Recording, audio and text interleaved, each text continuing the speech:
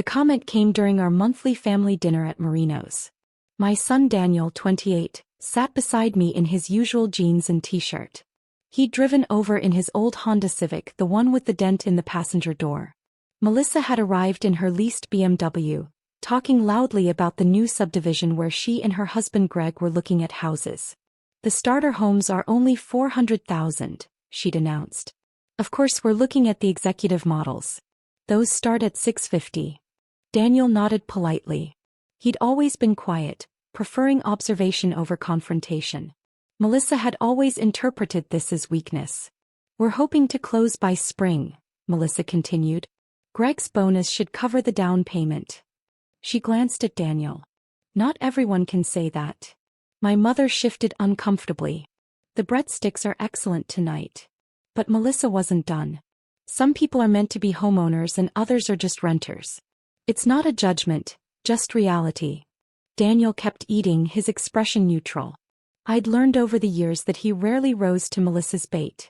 He'd simply let her talk, then go back to his life, the one she knew nothing about. Take Daniel, for example, Melissa said, gesturing with her fork. 28 years old, still renting that studio apartment downtown. No offense, Danny, but at some point you have to admit that homeownership might not be in the cards for everyone. Melissa, my father said quietly. That's enough. I'm just being realistic, Dad. The housing market is brutal. If you haven't built equity by your late 20s, you're basically priced out forever. Especially on a technician's salary. She said technician the way someone might say janitor. Daniel worked as a lead systems engineer at a tech company, but Melissa had never bothered to learn the distinction. Daniel does fine, I said, my voice tight. I'm sure he does, Melissa agreed, her tone dripping with false sympathy. Renting isn't a failure. Plenty of people rent their whole lives. It's just... She paused dramatically. Limiting. You can't build wealth, can't have equity, can't really plant roots. You're always one lease renewal away from having to move. Greg nodded along, though he looked vaguely uncomfortable. Their 12-year-old daughter, Emma, was absorbed in her phone, ignoring the whole conversation. Your son will never own a house, Melissa said, laughing as she reached for her wine glass. And that's okay. Not everyone is cut out for real estate investment. Some people are just meant to be tenants. The table went quiet. Mom stared at her plate. Dad set down his fork. Emma glanced up briefly, then went back to her phone. Daniel took a sip of water, completely calm. If you say so, Aunt Melissa. Something in his easy acceptance seemed to irritate her more than an argument would have. I do say so. I'm not trying to be mean, Danny. I'm trying to help you accept reality. The sooner you stop dreaming about homeownership and focus on being a good renter, the happier you'll be. That's when I'd had enough. I pulled out my phone, opening the folder where Daniel had asked me to store copies of his property documents. He'd given me access months ago, saying, just in case you ever need proof of anything. At the time I'd thought it was paranoid. Now I understood. Melissa, I said calmly. I want to show you something. I pulled up the first property deed. A 3-bedroom townhouse in the Pearl District, purchased 2 years ago for $380,000. Current estimated value, $490,000. I turned the phone toward her. Property number 1. Melissa squinted at the screen, then her eyes widened. What is this? Daniel's first investment property. He bought it when he was 26. I swiped to the next document. Property number 2. A duplex in the Beaumont neighborhood, purchased 18 months ago. He lives in one unit and rents out the other. That's not, Melissa started. I swiped again. And property number 3. A 4-bedroom, 3-bath house in the Eastmoreland district. Just closed last month. Paid cash. The color drained from Melissa's face. That last address look familiar? I asked. 1847 Maple Ridge Drive. The one you told me 3 months ago was your dream house.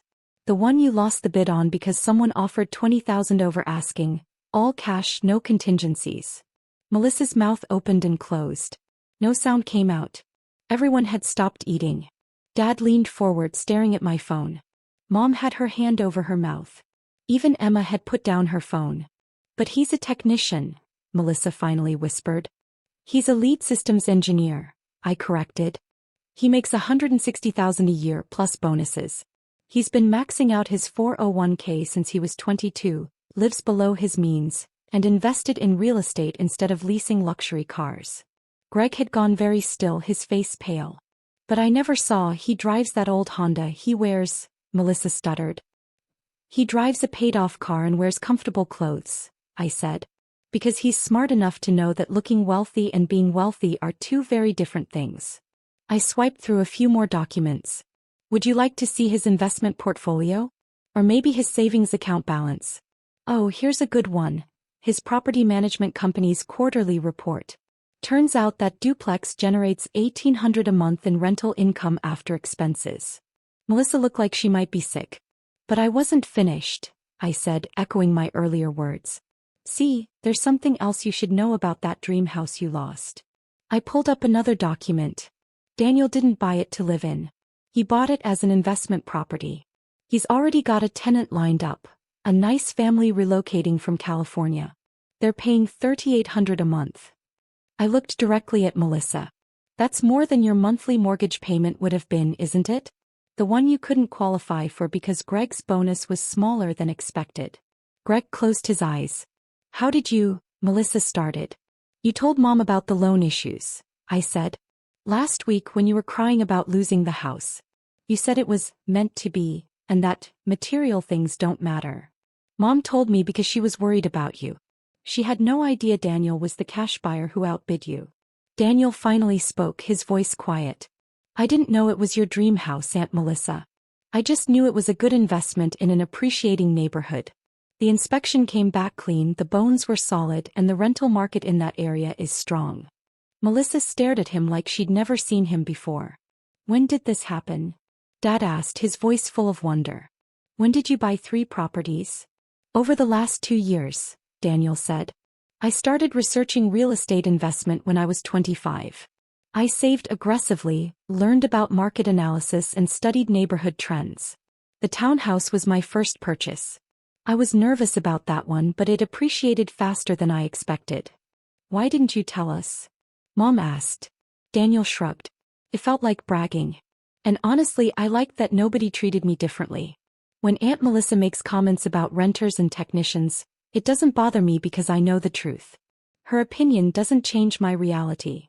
But you let her, Mom started. Let her what? Have opinions?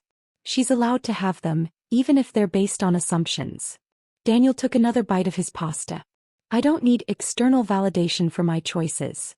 I watched Melissa's face cycle through emotions. Shock, embarrassment, anger, and something that might have been grudging respect. I don't understand, she said finally. How can you afford this on a tech salary? Tech salaries are actually quite good, Daniel said patiently, especially in systems engineering. Plus, I live simply. I don't need a new car every 3 years or designer clothes. I buy what I need, invest the rest, and let compound interest work in my favor. But you live in a studio apartment, Melissa protested weakly. I live in half of a duplex, Daniel corrected. 2 bedrooms, 1 bath, nice backyard. I call it a studio around family because it's easier than explaining my investment strategy every time we meet. Greg finally spoke. So the Honda, paid off in 2019, costs me almost nothing in maintenance. Why would I take on a car payment when I could invest that money in appreciating assets? The clothes. Melissa tried. Comfortable and functional. I work from home 3 days a week. Nobody cares if I wear jeans and t-shirts. Daniel smiled slightly. Except you, apparently. The waiter appeared, clearly sensing the tension, and quickly retreated without asking about dessert. I'm sorry, Melissa said suddenly. I've been such a snob. It was the first genuine thing she'd said all evening. You've been making assumptions, Daniel said. People do that. You see someone driving an old car and wearing casual clothes and you assume they're struggling. But struggling and choosing simplicity are very different things. I feel like an idiot, Melissa said quietly. Don't, Daniel said. Just maybe ask questions next time before making pronouncements about someone's future. Emma, who'd been silent this whole time, looked up from her phone. That's actually really cool, Daniel. You're like a secret millionaire or something. Not a millionaire, Daniel said laughing. Not yet anyway. But I'm building wealth steadily. In 10 years, maybe 15, I'll have significant passive income from rental properties. That's the goal.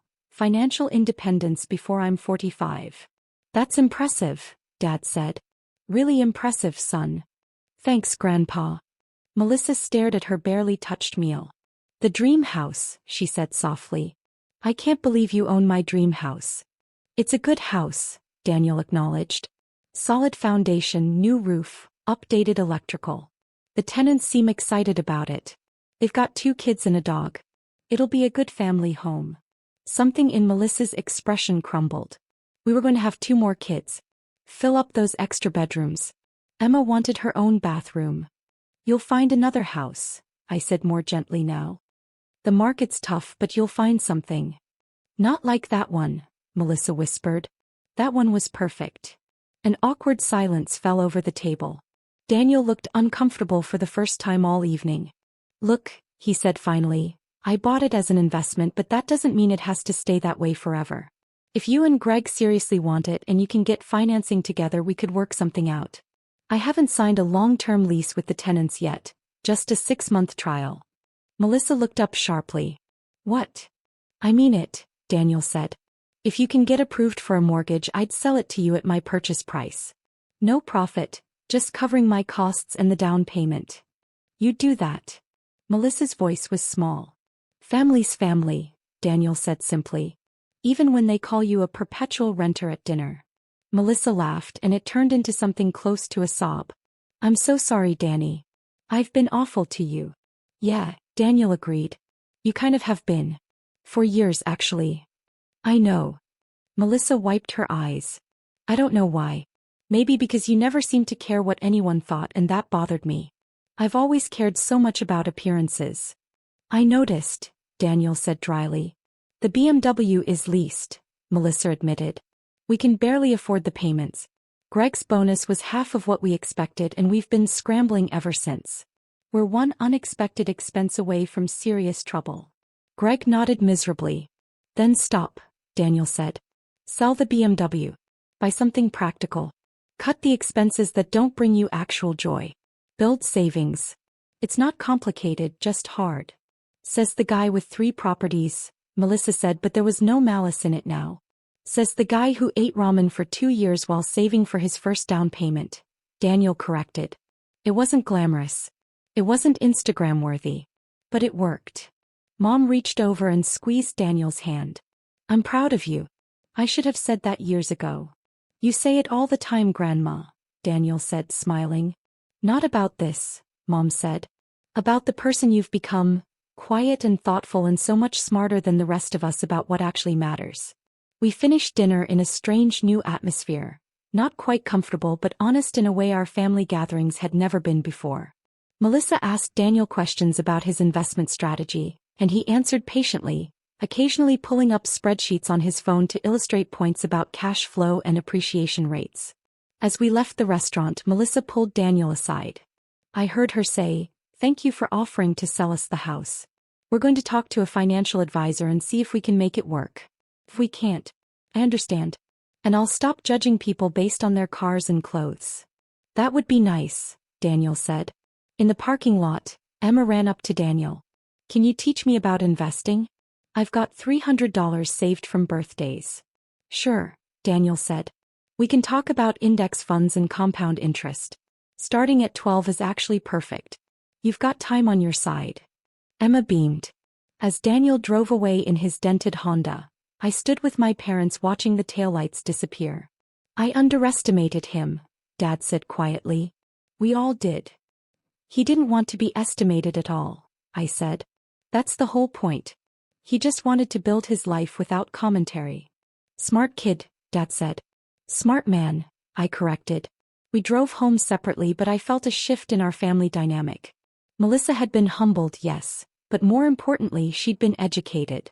And Daniel, who'd never sought recognition or respect, had earned both simply by being himself, quiet, thoughtful, and financially astute. Later that night, Daniel called me. Thanks for showing the documents. I know it wasn't subtle. You're welcome, I said. And subtle wasn't working. Melissa needed facts, not hints. Think she'll really change? He asked. Maybe, I said. People can surprise you. They can, Daniel agreed. But I'm not counting on it. I'm just going to keep doing what I'm doing, building wealth, staying humble, and letting my results speak for themselves. That's my boy, I said. 3 months later, Melissa and Greg bought the house from Daniel. They worked with a financial advisor, cut their expenses dramatically, and qualified for a mortgage. Daniel sold it to them at cost, just as he'd promised. At the closing, Melissa hugged him. Thank you, she said. For the house and for the wake-up call. We've changed a lot since that dinner. Good, Daniel said simply. I'm glad it's going to a family who'll love it. As for Daniel, he'd already purchased property number 4, a small apartment building with 6 units. Better cash flow, he explained when I asked. And I'm getting better at screening tenants.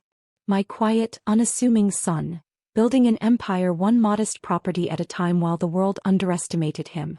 I couldn't have been prouder.